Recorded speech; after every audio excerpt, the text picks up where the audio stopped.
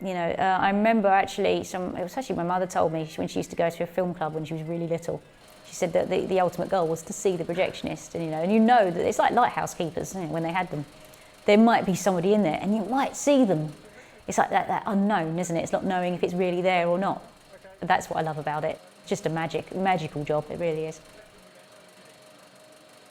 Went with my mum and used to go every week to the local cinema, which mine was the Trocadero or the ABC opposite, or every now and again we went to the Granada Kennington, and I just fell in love with movies. I wanted to get into the movies. We used to go to the cinema a lot, and I used to look where I was more interested in the building itself than actually the film. Get bored with the film and look around, and the old thing, you'd see the beam coming from the back of the cinema and wonder how, you know, everything worked, and that was sparked my interest in cinema.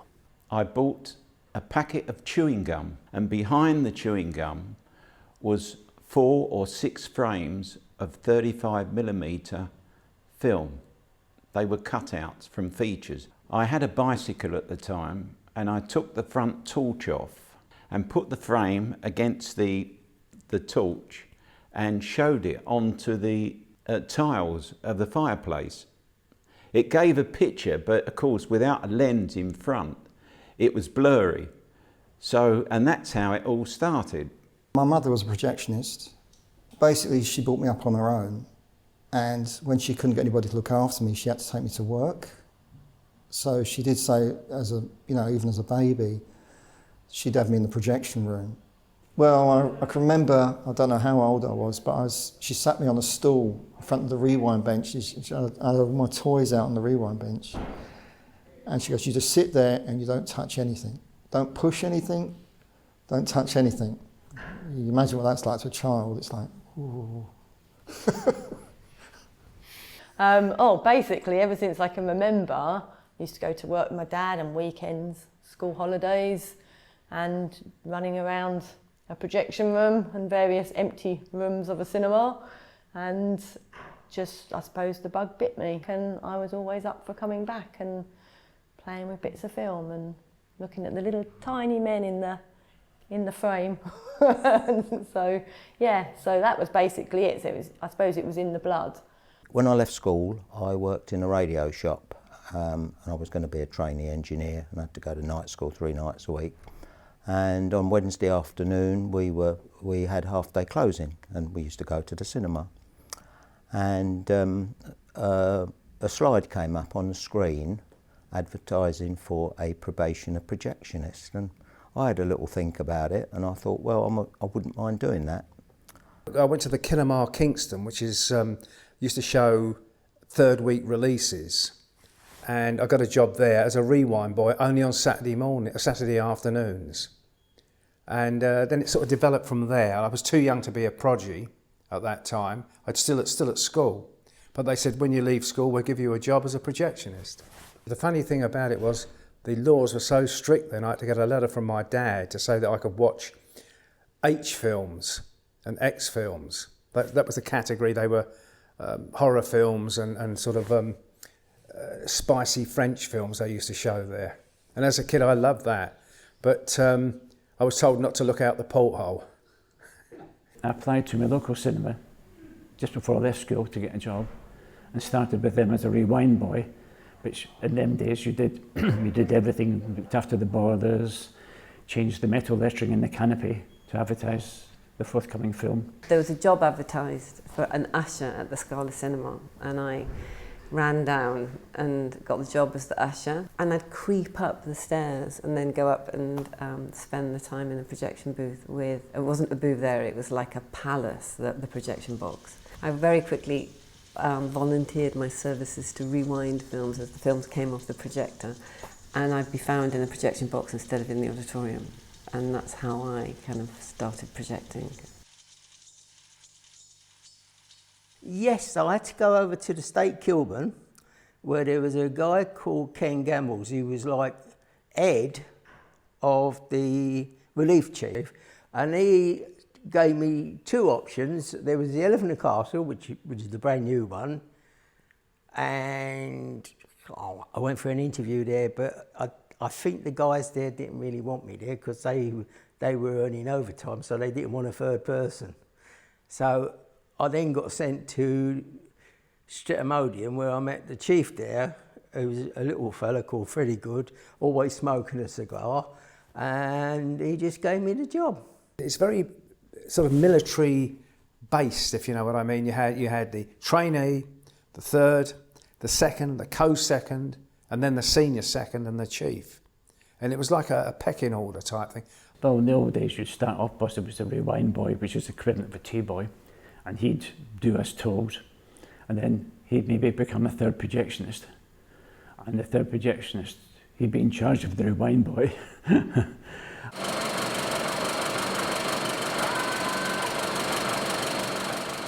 It was customary in the 30s and 40s and 50s for people, trainees, to have served a 3-year apprenticeship. When I was a trainee, I wasn't allowed to touch the projector. All I was allowed to do is sweep up, polish floors, and that's all, and rewind the films. Well, I started in 1962 at the Granada, as I say, in Sutton, but because it was such a large box crew, nothing happened very quickly. It was almost sort of 3 to 4 months before I even touched the film or any projector. I remember the very first day, my first job was to sweep out the boiler house and paint the floor. Well, obviously, after a time, I became very inquisitive. I wanted to be able to do more things apart from just rewinding, making tea and changing gas mantles. So the chief slowly taught me how to, first of all, he showed me how a projector worked and what it did. Then he showed me how to lace up the projector, which took quite a bit of time. But eventually, you know, I found the knack of that because of the top loop, bottom loop, and sound heads, and so on and so forth.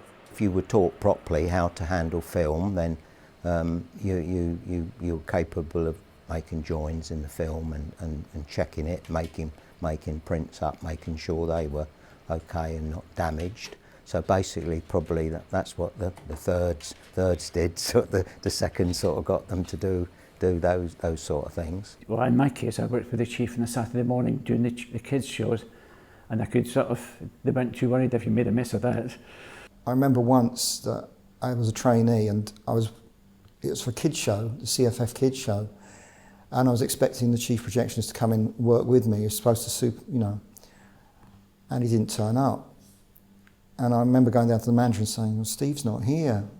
And she goes, oh, you'll be able to put it on, won't you? I go, no. She goes, no, just do your best. And I got upstairs and I actually got into the feature. I actually got through the whole programme. I was sweating like anything. And when Steve walked through the door, it was like I could have thrown myself at his feet. And his alarm clock hadn't gone off. And the kids in the cinema, you know, they were terrible, some of them. One of the usherettes came up to me and she said, would you go into the toilet? She said, there's a fire started into the gents' toilet. So I went in there and there was 3 boys, about 11 and 12, and what they'd done, they rolled all this toilet paper out, put it in a pile and set it alight. Dancing around it. I got promoted to 4th projectionist to 3rd projectionist. And during that time I used to help out over at the Odeon across the road. I started with Odeon, or Rank, in 1960, and I stayed with them for 47 years. There was a lot of sort of hierarchies in cinema management. There was the manager, the assistant manager, the general manager, the regional manager, and so on and so forth. And they were always trying to run the theatres as cheaply as possible, obviously. But Odeon were very, very unionised, and actually it meant that they kept us sort of at a payment level that we could afford to live on, just in London.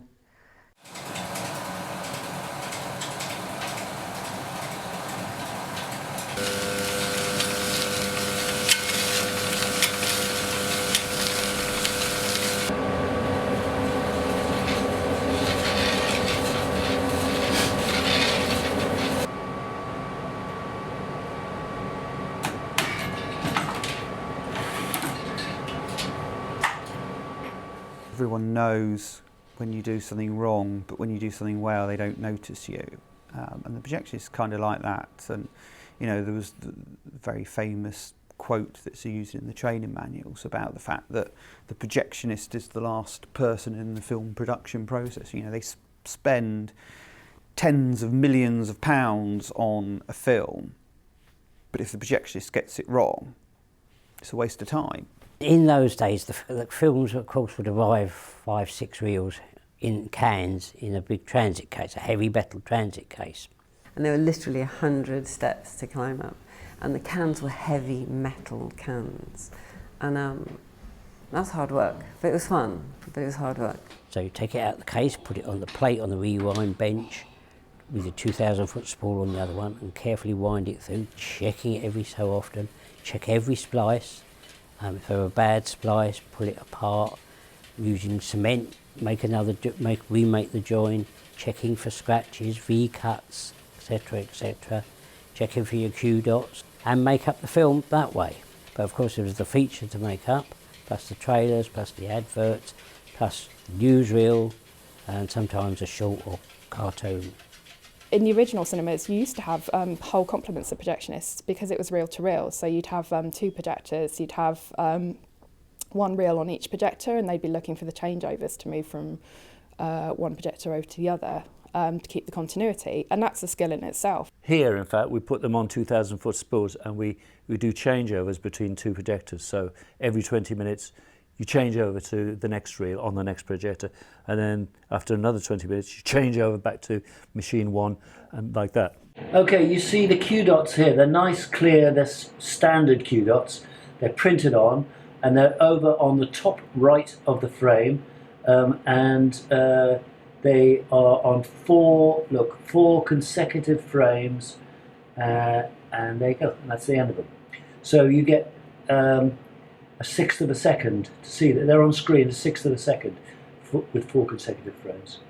And that's the first set of Q dots, the motor Q as we call it, and then at 11 feet further there are the over Q, which is exactly the same but 24 frames from the end of the film. Yeah, and you couldn't get things wrong. You couldn't strike up the projector too soon or too late. You couldn't set the projector running too late. You had to be able to judge precisely when and turn it on and then open it up and change it over.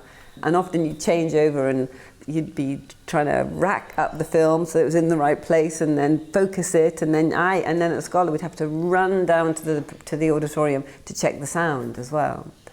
So because we couldn't hear the sound in the booth, so you'd then run back up, and you'd be, as you were in the auditorium, you'd think, oh no, it's too quiet, oh, it's too loud, and run back up, and then you'd have to run back down to check as well. And then you'd be in there thinking, no, that's not quite in focus, and run back upstairs again. So it was you had to be quite athletic there. Now this is controversial. I hate the sound of music. I was cheering for the Germans at the end. In those days, we had single reels, which a film only lasted 20 minutes. But they didn't, they only lasted 12 minutes because they were edited to fit the song. So they'd sing, changeover. Next reel, sing, another song. And it was like that for about 11 reels. You just got time to lace up the next one, rewind the old one, put that back, and then that one be finishing, and you'd be going, and you'd be like that, and you did that from 11 o'clock in the morning till 11 o'clock at night. You wanted to blow your brains out, and I thought, oh God, I know songs, and oh dear, I thought, I hate this film. This new chief took over, and he said to me, you've been here 2.5 years. He said, do you think you can do a changeover? So I sat on this stool and watching the film, and I got just carried away with it. And I suddenly realised, and I opened the spool box, and there was about 3 minutes of film left, and I hadn't even laced up the other machine. And I ran round there, and I went to lace it up. I got halfway through the lacing, and suddenly I heard boop, boop, and showed a white sheet. And he came up and he actually lost his temper. He said, "You'll never make a projectionist as long as you live." It's a job that just flies by because you are so busy keeping everything going. And then there's periods where, you know, it's fairly quiet as well. Once the films are on, there's that lull where you can sit down, you can relax. But there is a degree, you know, of showmanship. You want to put on the best show you can, which is why, you know, a true projectionist will always want to work in a cinema that's got curtains. So you can do the curtains, you can set the tabs, or, you know, the lighting, everything. So it's just slick and smooth and beautiful, and you're projecting the best image possible. And the sound is the best it possibly can be. You've got everything at the right level. So, you know, that was very much part of the job. You used to like put music on the non-sync, because it was like be a record, and then you went over to tapes, and you'd have it on, and you used to time the track to finish just as you, boom, started the program. And so the curtains would open as the track finished. And then you'd put your house lights down first, and when they were halfway down, then your pageant lights, which are the ones that light the tabs, which is the curtains, and then you'd open them up. And then the film would hit the screen, you know? But there was a scene in The Beast from 20,000 Fathoms, that was it, where you see the beast come out of the sea. It's the first time you see it. And there's a lighthouse, and it grabs hold of the lighthouse. But as the beast rises, right, you get this punchy Warner Brothers music, you know, going dang, dang, dang, you know, really powerful music, you know, and I used to turn it up like at one point or something like that. And the audience, you know, you could see them down their heads down the bottom watching the film, and they used to go, oh. Carbon arcs were two pieces of carbon. You had a negative and you had a positive. All that happens, you strike them together, and there's a current going through them, and it gives you a little flame. And then you've got a big mirror, and it concentrates that flame on the gate where the film's going through. And they were motor driven, and in an ideal world, they should run at the speed of the burning. But it could go the other way. They could overrun, which meant they touched, and if they touched, the light would go like that. Or they would underrun, and you burn and burn and burn, and when the gap got too wide, they went out. And these carbons had copper wrapped around them, and as they burnt away, there was little drips of copper going into a tray. And we used to save them every day, and they were, because copper was quite expensive at that time, you got a lot of money for it. That was the chief's perk. A carbon arc won't last for the whole programme, it lasts just over an hour, if you're lucky. In the early days, when I first worked there, you had to rush to the toilet and rush back just in case your carbon arc had gone funny. But then xenons came in, which is a lamp. It's the same principle. It's an arc, but it's enclosed in a glass bulb. So it's constant light. You don't have to worry about it. I mean, the only thing that they did do every now and again was blow up. All films before 1953 were done on nitrate stock. Brighton Rock, which I know is only a black and white film, but it was an original release print from 1947 or 48. And it looked stunningly good. It's like what you see high definition TV now. And you could actually see the perspiration on the actors, and you could see the makeup and everything. Because in the early days, they were flammable films, so that you couldn't keep them near the projector. And of course, the old machines had to have sort of fire extinguishers attached to them just in case they did go up, because you've got a serious fire. But gradually, sort of end of the 50s, they changed to safety film. So that made a lot of difference.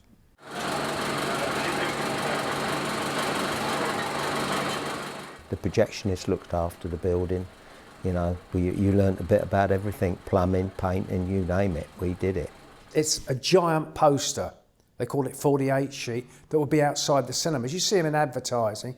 You'd have a strip on it that said next week, and it would show the picture was going to happen. Then my job was to climb on the roof, climb down there and put today. But one day, the ice cream girl never showed up. And the general manager said to me, "Do you fancy selling some ice creams in the interval?" This is true, it's absolutely true. And he said, "Wear a white overall," he said. So I put the white overall on and went down there, and I got a load of wolf whistles from girls and that, and even blokes, you know, and sold ice cream. Then I had to go back up the projection box and start the program. It was nice to get to know the electrical side and the mechanical side. It was nice to being able to strip down a projector as much as you could, cleaning of the equipment, general maintenance of the equipment with sound, etc., etc. Yeah, I distinctly remember Ronnock floor polish. Now, any good projection room would have a gallon of, seriously, Ronnock floor polish to do two things: polish the floor and lubricate what they call green prints. I mean, what you really wanted to do was just to create a little bit of a lubrication so that when it went for the projector for the first time, it wouldn't stick on the gate and create a clattering noise. When you're running a film projector, you can get away with it with rubber bands and bits of gaffer tape, and the audience don't know. You've got a full house in NFT1, the film's broken, but it's broken below the gate. You just carry on running the film with the film running out on the floor. Because you've got 500 people in there, it's still running, so they don't know. So you don't stop the film for something they're not aware of. I think one of my worst film on floor moments was breaking a film down and the cake stand pin breaking as you're going top speed, and just the whole film, or the rest of it, shooting across the projection room, hitting the wall, breaking the ring and just collapsing in a heap on the floor, and like you look at it and you're like, oh, cry or laugh, cry or laugh. Walk away, walk away first. And because the film's here, we put them on spools, so you've got to physically check them to put them on the spools to run them. We've got rewind benches, but literally you just got a motor on each side and you've got a foot pedal, and you just run it through your fingers, you physically look at it. You've got a light and everything, so you're checking the right ratio, and if there's a tear in it, you can't repair the tear. I remember rewinding, for instance, Mean Street after having just projected it, and watching the film running through my fingers and stopping it and looking at Robert De Niro and thinking, wow. And knowing that the sprockets on either side of the film were torn and shredded, and that if I'd not looked after it the next day or the next time it came to be screened, it could have just torn, and that film wouldn't have been screenable. The tape splicer became a boon, because you didn't have to make a join. With a tape splicer, you could just tape over. If it's got a split, you could just tape over it, both sides, and that is as good as a join. Whereas when the old cement joins, that would have to be cut out, so you'd lose 2 frames. You then have to scrape both sides, put the cement on, go like that, hold it, and it didn't always hold, so you had to do it again. This is looking actually in the projection room. So you would look at you'd have the portholes, which were the glass windows where the light used to shine through.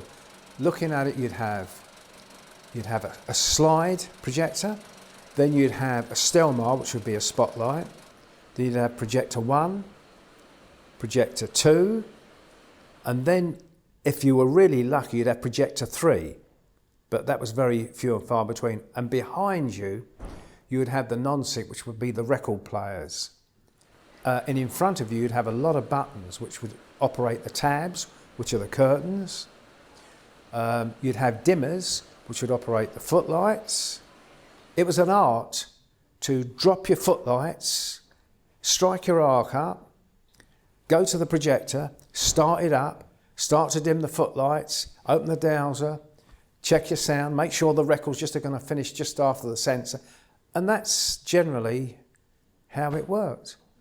But they're eccentric, unique places, and full of old equipment, full of new equipment. There's a real mishmash, particularly NFT1. I mean, it's a really storied projection box, and the fact that it's constructed almost entirely out of asbestos means you can't actually remove anything from it because of the danger of pumping particles of asbestos into the air. So old installations that are defunct are still there, just attached to the walls. And we've still got a shelf full of tape cassettes that we can't take down because we don't want to have to shut the projection box to get it clean for asbestos. So everything that's in there is kind of built up over the decades, and it was first opened in 1957, so I mean it is literally decades, 60 years. But I mean the Prince Charles, projectors, all the sound system stuff, and about 50 films. And at least 20 of those made up on cake stand rings leaning against the wall. So, which was is a shocker to a lot of projectionists, but it was just normal for me. Just even lob it off the cake stand and lean it up against the wall. Projection room will always be spotless. Yeah, absolutely spotless. I mean, from film, because you couldn't allow the dust on film, so I always find projectionists to be very tidy. I think it's like stuff like when we had a pigeon in the auditorium. That was the weirdest thing. It had got in, and I was getting ready for a changeover, and I looked out the porthole, and this thing was looking in at me. And he's like, and I'm like, what are you doing there? And yeah, that was weird, because it's trying to get the thing. So you take the glass out, trying to get it to come in, because at least if it's in the projection room, you can get hold of it. That was funny.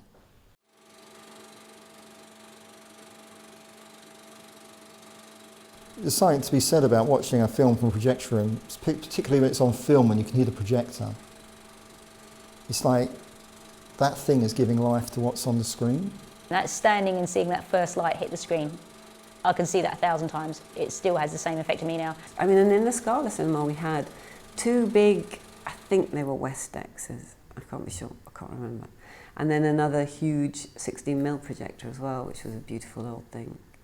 And yeah, they were like dinosaurs. They were massive and beautiful. I loved lacing the films. I loved looking through the little box and watching the light hit the screen. I mean, I think part of the old days was when you walk around, every now and then you go out for a walk around just to clear your head, and you hear the people lining up, waiting to get in, and you can feel the anticipation of what they expect from a film.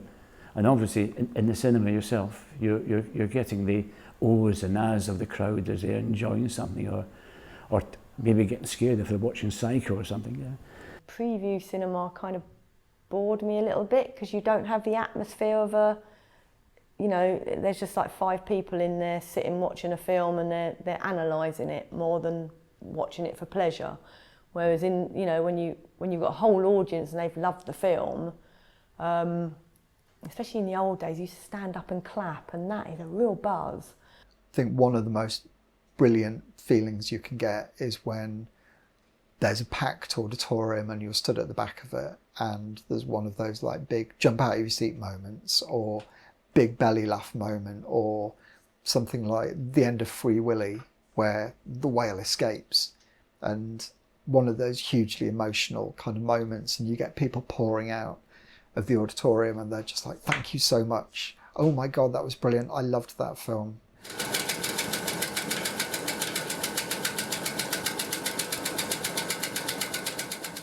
One of the things is managing anxiety, because you can't get too anxious. You have to be a bit anxious, but you can't get too anxious, otherwise you just lose everything. Have I laced up the projector correctly, so that when I actually start it, is it going to actually start up properly and not stap or not jump or not be in rack, or the sound loop be too tight or lose the sound loop, or I mean, when you're talking about something physical, the amount of risk of it going wrong because you've forgotten to do something, because you got distracted by something, because you're having a bad day.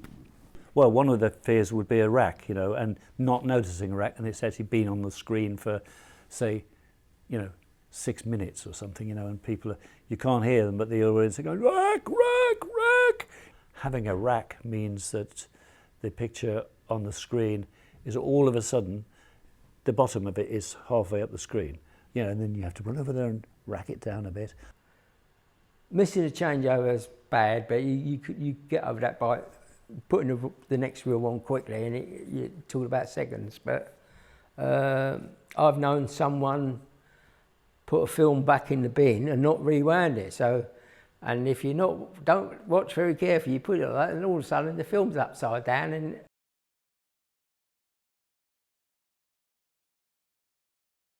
but there is a projectionist nightmare that a lot of us share where it comes in variations, but we walk into a projection room and for some reason we can't show the film.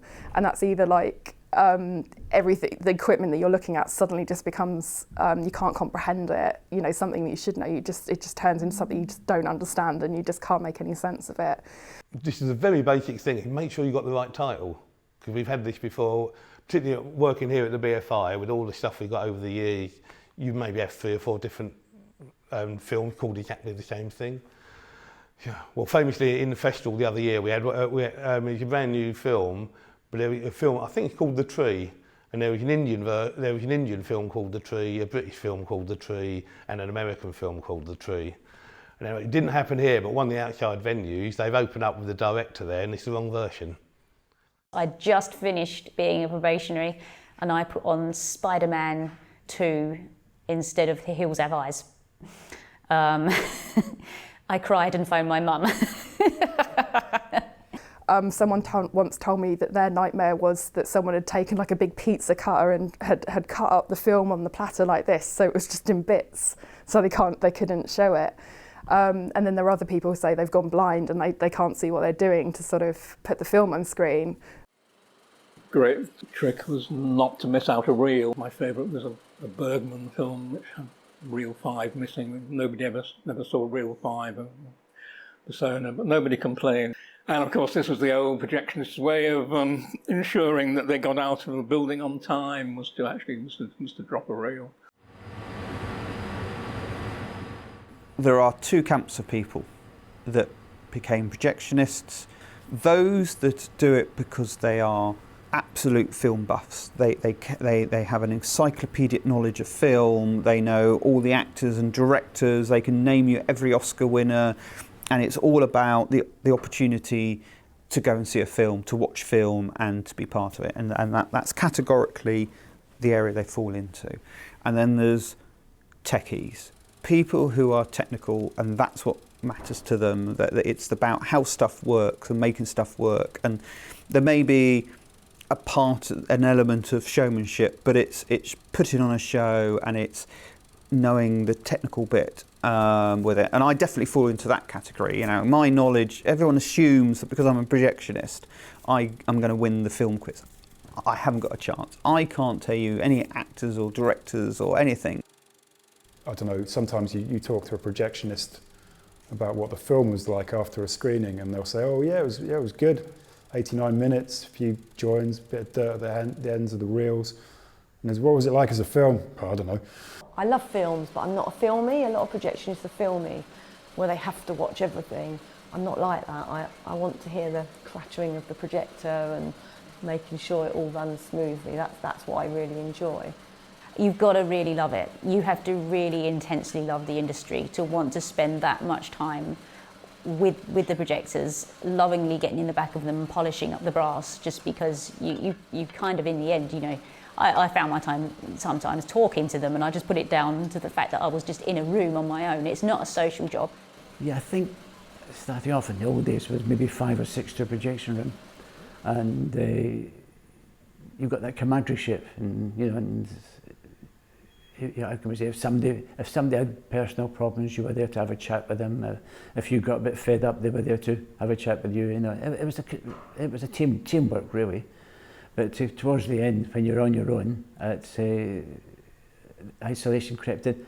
So I mean, I think the drinking became a problem when it was down to just one person alone, because again there wasn't a lot to do. I mean, if you had 6,000 foot spools and xenon lamps, you had very, very little to do. But there is like the old story of we're weird people who work in the dark for a long time on our own.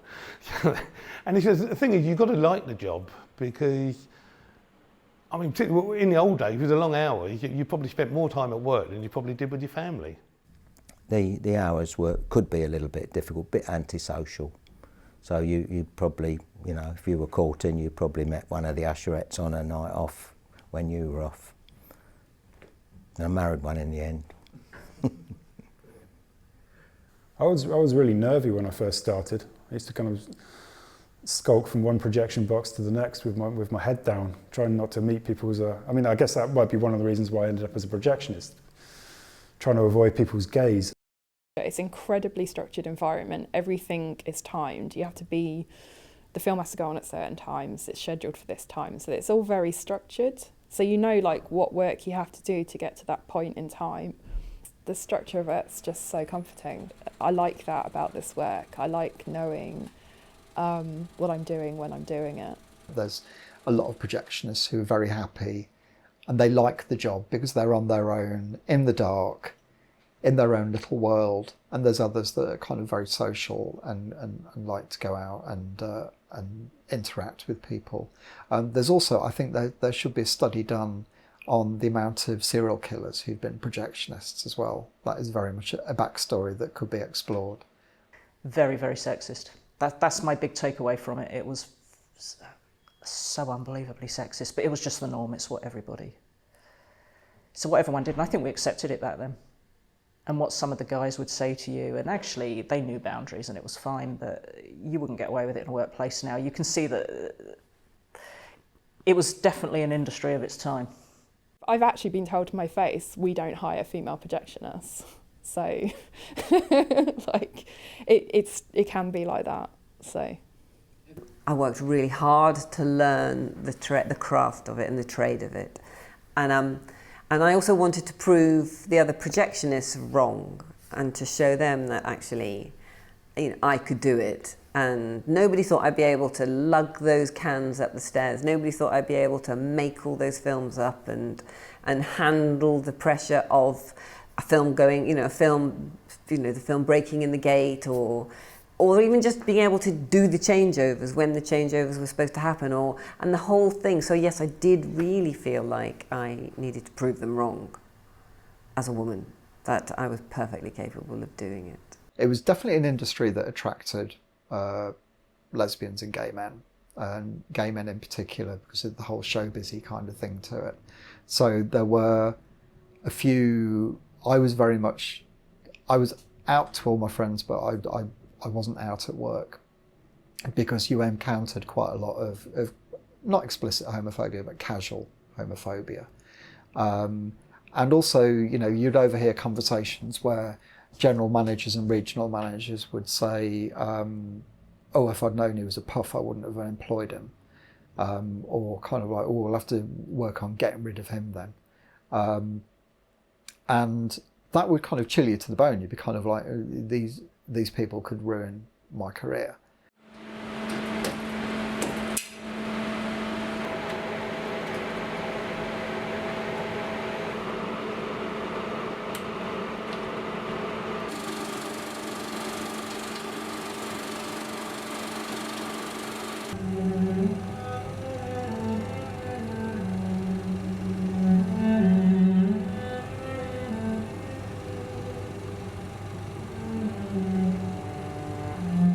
Yeah, when Todd AO came out, 70mm, everybody wanted to work at the Dominion Tottenham Court Road, because that was 70mm, you know, that was the Harrods of cinema projection, for want of a better word. Well, everybody wanted to work at the Odeon Leicester Square, didn't they? That was like the mecca of, well, I shouldn't say mecca because it's another company. It was the place that everybody wanted to work, was the Odeon Leicester Square.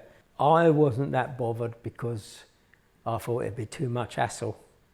You got the Queen coming today and you be thinking, oh no. Yeah, it was because we're a public funded body. It just was resolutely uncommercial, and you know, people were there for art and for education and for film, and there wasn't a drive for profit as such, and that kind of filtered through everything. In its own way, this is probably the peak of what you can do as projectionists, because we're doing world premieres all the time, like we are during the festival, but then we do get the big names turn up. And the thing is, it's different all the time. So it's not like you're just showing one film 5 times a day for 3 weeks. So things here are different just all the time. At the Scala, the auditorium was huge. It was a big palace there, and the whole thing felt very special, with the lights going down and then the projector sort of opening up and the image hitting the screen. A massive screen as well, and the auditorium was really raked with gorgeous plush red velvet seats and the sort of long carpet, and it was a very special place and felt like a very special experience as well. And the Scala was showing a phenomenal programme. It had an amazing programme of films that you weren't going to find anywhere else. I mean, the electric cinema was, in those days, it was almost the doyen of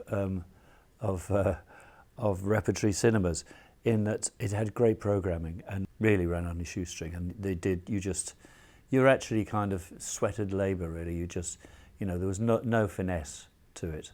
I didn't really, hardly knew what I was doing. I just did it. I mean, I had a list of films to get on screen and times to get them on screen by, and I just cracked on with it. We had great problems in finding anybody who was always still working in projection from the circuits or independently or whatever, because the electric was much more work. The outcome of that was we used to get people who were interested, who necessarily didn't know a great deal about projection, but we could train them. They were normal projectionists, they just happened to work in the sex cinema. But it was just a weird place to go to, because I had to deliver the notices for the union meeting. I used to go around like an afternoon and to all the cinemas in the West End and hand them to projection. You had to go through one of the screens to go to the projection room, to get to the back. And you walked in this screen and it was just, there was all these sort of men sat there with their sort of raincoats, and all you could hear from the screen was heavy breathing. And I thought, I've just got to get through this and get to the box, and hopefully nobody saw me come in at the front door.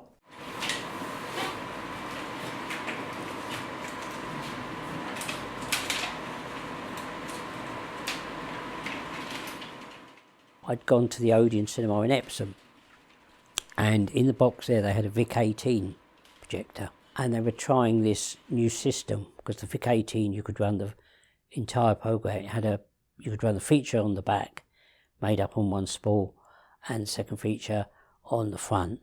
You had a timer, and you're supposed to start the film in 10 minutes. You get the little egg timer. It was like an egg timer. You just went round to 10 and pressed the button, and then it used to go tick, tick, tick, tick, tick, and then that would start the program. And then at the end it would shut you down, because you'd put a little bits of metallic tape on the end of the film, and that would be picked up by a pulse, and that would shut you down, play music, bring the lights up. Everything was automated. You didn't physically start the show. They put in these longer playing platter systems, which would take the whole program with one projector. So they were trying out for single manning, and that was a really, really early tryout, and they found it worked. So that was the end of big crews in projection boxes and 2 of you on a day and so on. In the 60s it would have been, some of the older cinemas, because in America they had these multiplex cinemas, but of course over here we still had a lot of old original cinema buildings, so of course what they could do there, they could perhaps put 2 small screens in at the back of the stalls. See, in those days, if you did well with a film, sometimes you had to get rid of it after a week, because you had your next film coming, even though it was sold out. So if you got 3 screens, you could then move that to another screen and run it for about 20 weeks, can't you? And this is what you did. I mean, the full Monty, I think we ran that for about 18 weeks, because you could move it to another screen. And also they wanted to sort of cater for everybody, so they could have an adult film, a children's film and a family film. So you had more choice. Triple wasn't enough, let's have 5. Or 5's not enough, let's have 8. And that's what we ended up with, 8. There was 8 screens but 2 projection rooms, and they were 60 odd steps apart. So you start one ads and trailers, then run upstairs to start another one, then go to another screen to start that, then go back to the first one to do the lens change for the feature, then back up, then start another one. Basically, you had like 5-minute gaps. I was a lot thinner then because I was running up and down stairs so much. But when I moved from Shaftesbury Avenue to the Trocadero, which was 7 screens, that to me was a culture shock. From running 2 screens to running 7 screens. But by then it was all what they call cake stands and platters. In the West End, we'd always rehearse print, so I'd always sat and watched it anyway. But of course, as the cinemas were added, as the multiplexes and that, you never had time. You were just making films up and breaking films down. I mean, you could be in a 12-screen multiplex and half the films you'd never get a chance to see. Well, when I started, there was a team of 5 for 2 screens. Then we went down to 4, then down to 3, then down to 2. Then we went to the multiplex. We went back up to 3, but it was 3 people for 8 screens instead of, the workload was a lot more. You also had to operate 14 separate 35mm projectors, which was laid out in a kind of very long V-shaped projection room. But we are talking, it's a good 2 or 3 minutes running from one far end to the other far end. And the projectors were never like, oh, do this one and then it's the one next door. And it was kind of like, no, it's do this one, then run all the way around to the other end. That one, then run all the way back to the other end because it's that one.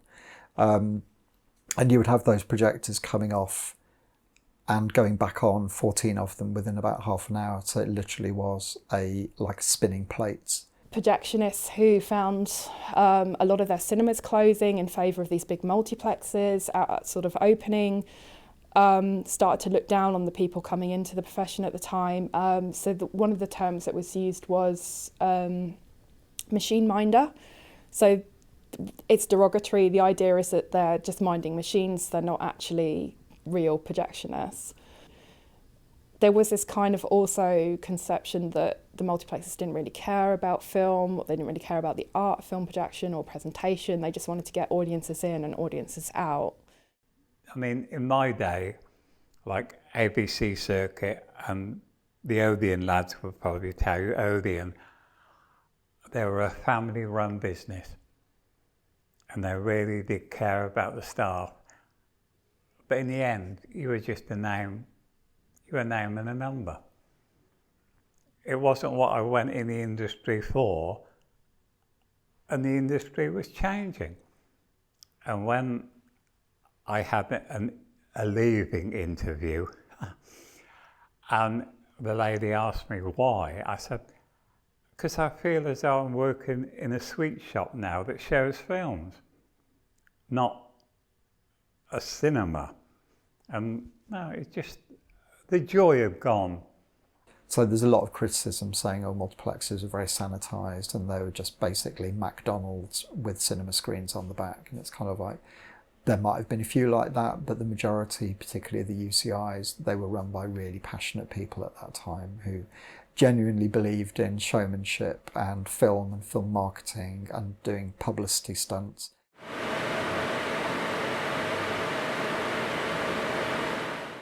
We had the first digital projector that was used in the UK cinema in 2000. I mean, in those days, I mean, it's a bit different than it is today. We had a pile of discs that we had to put in the server. It took all day to load up. I mean, it's like watching paint dry. But now, I mean, it's all done from somewhere else now.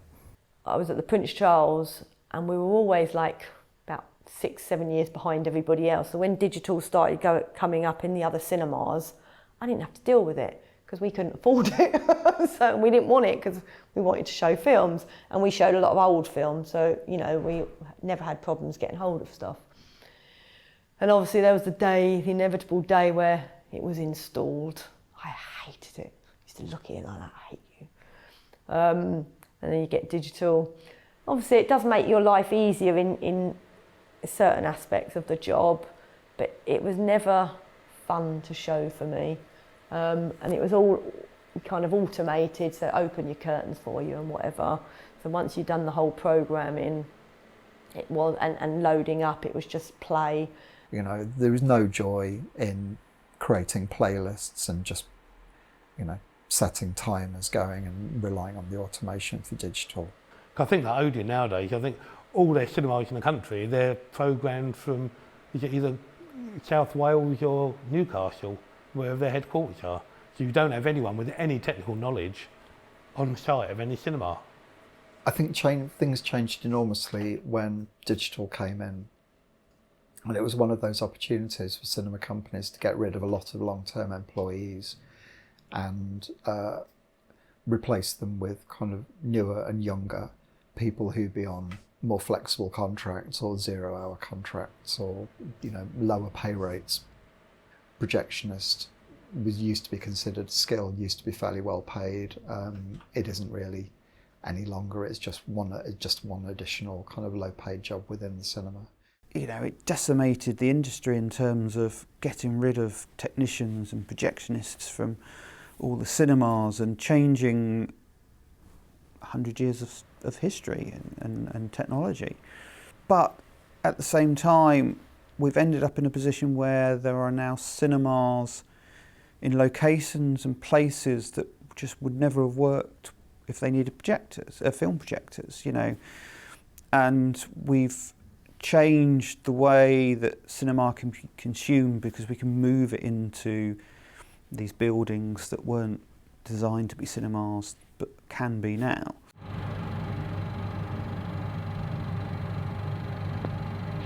When I left Picture House, I went to work for an AV company installing education screens. I lasted 3 months. I just couldn't do it. I missed it so much. I went straight back and I went to work for Sky, running their cinema. That was when I started volunteering at the David Lean Cinema because I needed that fix. I needed that fix of being in the projection room again.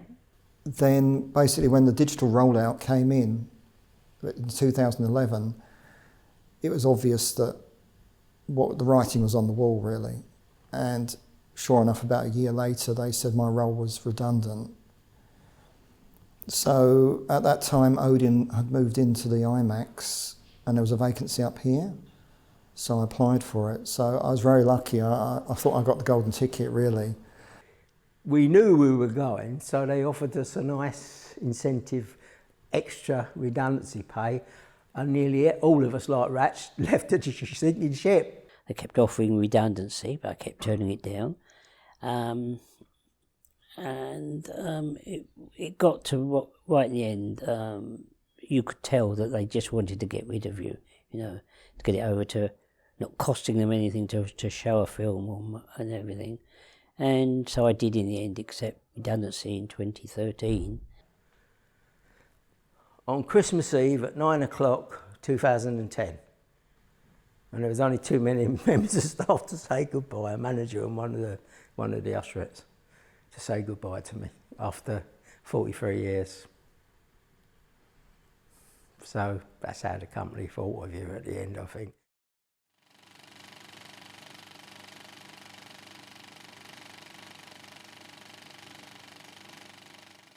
An enjoyable life. It's been a wonderful life, you know, great film. And I just enjoyed my time. I mean, there's been moments when I could have kicked the projector over, and there's been moments when I could have kissed it. It's meant a whole lifetime of public entertainment, to which I've enjoyed. And I wouldn't have changed a minute of it.